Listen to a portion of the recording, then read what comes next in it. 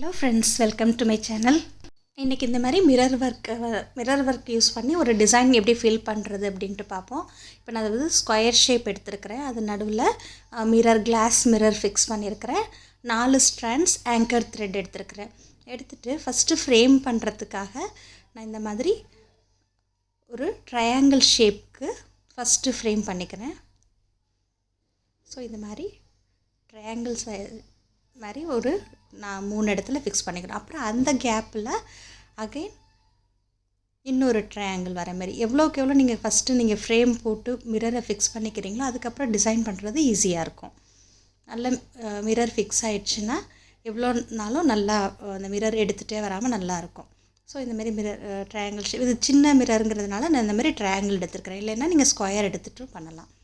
So இப்போ இது நான் மிடில் இருக்கிற கேப்லேருந்து வெளியில் வந்து நம்ம பார்டர் லைனுக்கு முன்னாடி இருந்து பார்டர் லைனுக்கு இந்தமாரி நீடில் எடுக்கணும்.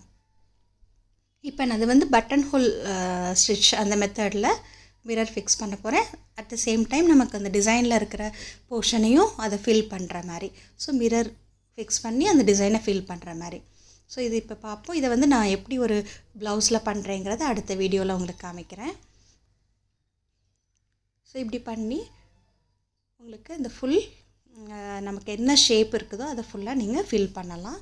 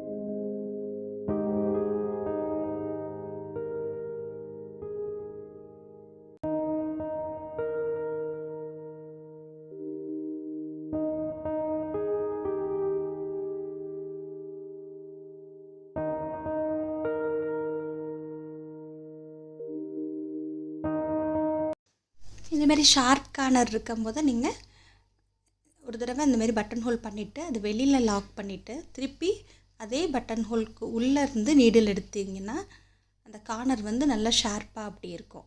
ஸோ அகெயின் நீங்கள் அதை அப்படியே கண்டினியூ பண்ணலாம். ஸோ நான் இதை வந்து அந்த பார்டருக்கு முன்னாடி இருந்து அந்த பார்டர் அவுட்லைனுக்கு ஒரு சின்ன ஸ்டிச் போடுறேன் பாருங்கள். பின்னாடி இந்த மாதிரி இருக்கும்.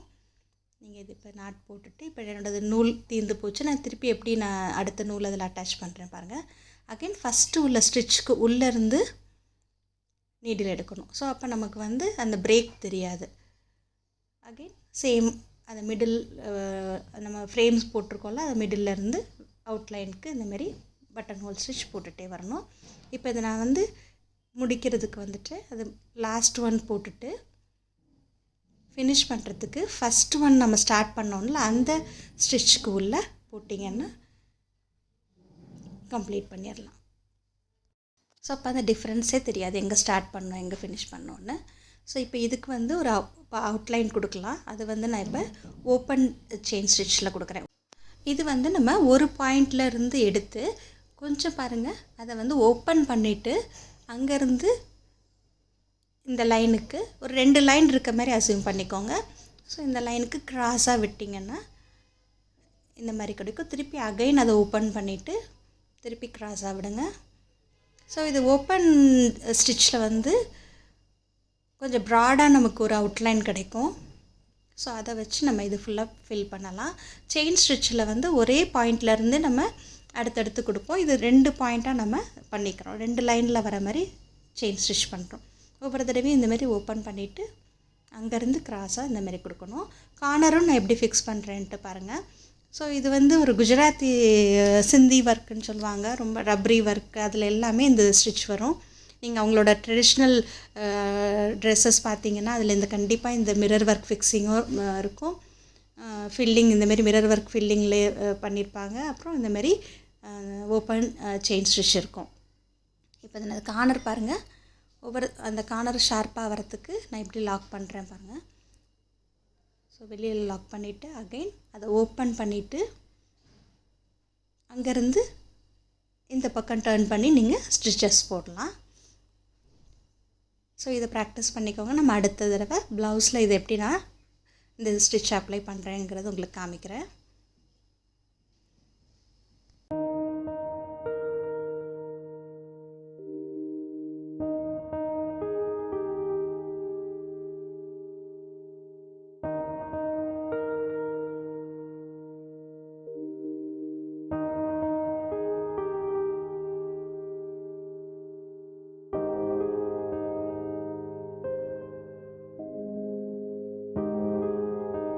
ஸோ அந்த டிசைன் முடிக்கிற இடமும் நீங்கள் இந்த மாதிரி லாக் பண்ணிடலாம்.